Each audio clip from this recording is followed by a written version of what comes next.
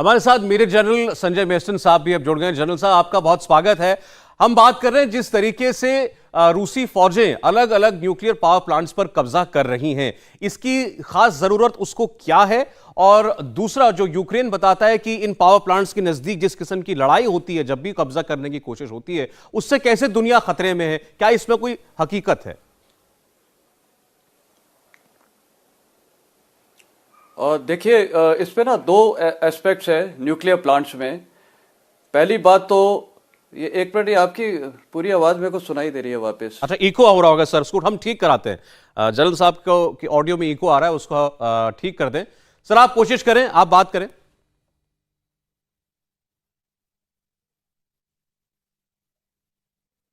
अच्छा सर, उसको ठीक कराते हैं हम। नंबर एक, न्यूक्लियर प्लांट्स कि उसमें हाँ, मैं कंटिन्यू करूं? जी सर, आप जी हाँ, अगर आप वो प्रॉब्लम ठीक होगी तो बोलिए। हेलो। हाँ हाँ, तो इसमें दो एस्पेक्ट्स हैं। पहला एस्पेक्ट है, या जो मुद्दा है, न्यूक्लियर प्लांट को वो क्यों कब्जा कर रहे हैं और उसके कब्जे करने से कोई रिस्क वगैरह है कि नहीं। देखिए, न्यूक्लियर प्लांट जो है, बेसिक पर्पस क्या है कि यूक्रेन में जो 4 न्यूक्लियर प्लांट्स हैं, उनका बेसिक पर्पस है वो इलेक्ट्रिसिटी प्रोडक्शन कर रहे हैं। पहली बात, उसमें कोई न्यूक्लियर वेपन्स नहीं बन रहे हैं। कुछ प्लांट्स होते हैं जो थर्मल उससे चलते हैं, फ्यूल से, और ये जो 4 हैं ये सारे न्यूक्लियर है, जिसपे टोटल 15 रिएक्टर्स हैं। ये जो ज़ैपोरिज़्हिया में ये प्लांट था, इसमें 6 रिएक्टर्स थे। और जनरली क्या होता है कि जब वहाँ पर फायरिंग हो रही होती है और युद्ध की आशंका है, तो यूक्रेनियन जो स्टाफ डिप्लॉयड था, उसको वो धीरे धीरे डीकमीशन नहीं, उसको मतलब शट डाउन करने की प्रकृति में आ जाता है, क्योंकि अगर वो चलता रहेगा तो उसको डिस्ट्रक्शन मोड में काफ़ी प्रॉब्लम होगा। शटडाउन के लिए एक प्रोसेस होता है जो तकरीबन कुछ दिन भी लग सकते हैं, क्योंकि धीरे धीरे होता है। उसमें बेसिकली जो न्यूक्लियर रॉड्स हैं उनको उठाते हैं और हैवी वाटर से उनका कॉन्टैक्ट खत्म करते हैं। तो वो प्रोसेस शुरू हो गया था।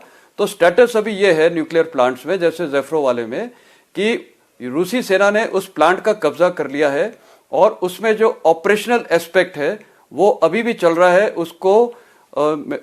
उसको मतलब धीरे धीरे रोकने की प्रतिक्रिया चल रही है, जिसको वो स्टाफ कर रहा है। अब रूस चाहेगा या उसको कंटिन्यू करे या बंद करे, वो रूस के ऊपर है।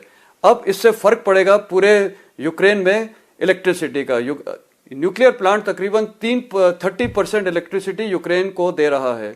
अब सवाल एक और पैदा होता है, न्यूक्लियर प्लांट को चलाने के लिए, रिएक्टर को चलाने के लिए इलेक्ट्रिसिटी की बहुत ज़रूरत है। वो इलेक्ट्रिसिटी वो वाटर से जो उसको कूल करेगा, और साथ ही अगर इलेक्ट्रिसिटी नहीं है तो वहाँ एडिकेट डीजल होना चाहिए। इस पे बहुत क्लियर है।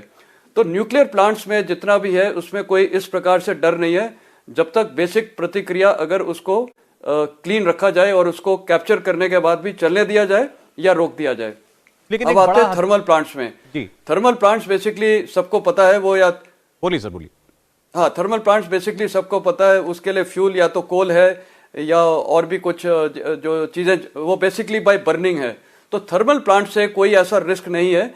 पर मेरे को लगता है जो रूस की स्ट्रैटेजी आज की तारीख में होगा, उनकी स्ट्रैटेजी ये होगी कि सारे थर्मल पावर प्लांट्स को बंद करना, और जिससे इलेक्ट्रिसिटी पूरे यूक्रेन में ख़त्म हो जाए।